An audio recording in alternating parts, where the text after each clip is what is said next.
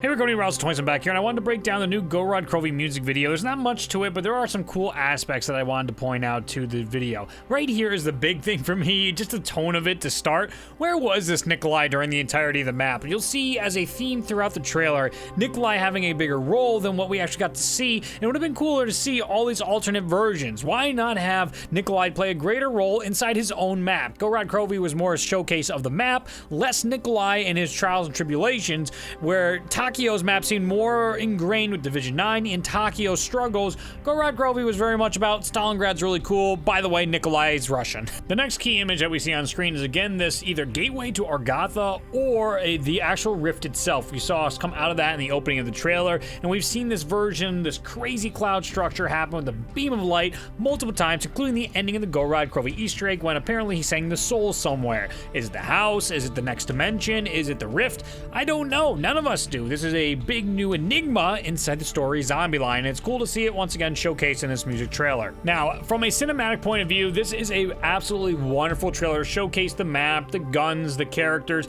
This is something that would have been awesome back in the day before all the storyline stuff muddled it up and we're constantly looking for secrets. Inside here, this is just a cinematic heaven, and I really want to compliment Treyarch on that. The reason we stopped here is because I imagine people would be like, who did Nikolai throw out? Is it Peter McCain? No, it's just a normal zombie. Get a look at his face and his uniform. The stuff doesn't match. So I want to make a still here just to make sure you guys know, not Peter McCain. We don't have to worry about him showing up. It is weird though, he completely disappeared from the entirety of the map without a trace. The next notable still that we'll see just a second here is Richtofen wielding the new wonder weapon, but it's so dark, and that has me very interested because I think it's just the trailer's tone. There's many sequences that I find way too dark. I even did some doctoring to this inside Adobe Premiere, and I did the exposure, make it even brighter. Treyarch made this trailer so dark, almost hinting like an Eclipse mode from the Shangri-La trailer, but I don't think that's the case. It's almost clear that it's post-production edits to make this trailer viciously dark, so I wanted to suggest that idea and point that out to you. Now, what's cool about this is that they actually are making unique animations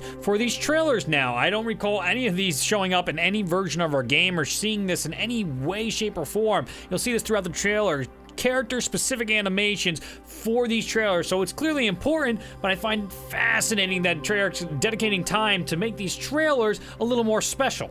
So now we're going to see these awesome cinematic animations of the mech going around, our characters shooting, Richtofen kicking open a door, Takio doing some badass slaying, our characters surviving under God mode as Dempsey was getting hit there, and a nice look at our dragon. But this is where I think the trailer gets a little dishonest with us, is this little clip here, this frame here, and we have a couple more inside it, but look at how dark this is. It's just interesting when you put it side by side and see the comparison that there's obviously colors being added to this, and normally Treyarch does that type of stuff, but to such a level that it was almost jarring when we see it, how dark it is, to be like, is there more? Could there be a secret in here? Not likely at all. So once again, we'll get another shot of this to just see how ridiculous the tonal difference is, but obviously, again, cinematic liberties that Treyarch's taking with these trailers to make things more exciting. From there, I think it's very interesting to see how wonderfully put together this video is. It really is a testament to how cool zombies can be and what you could do. I wonder if they do shoot a lot of this in theater mode, because it would seem like they use the cameras, the dollies, and the lighting available to them, and it showcases the map, the traps, our characters being absolute badasses,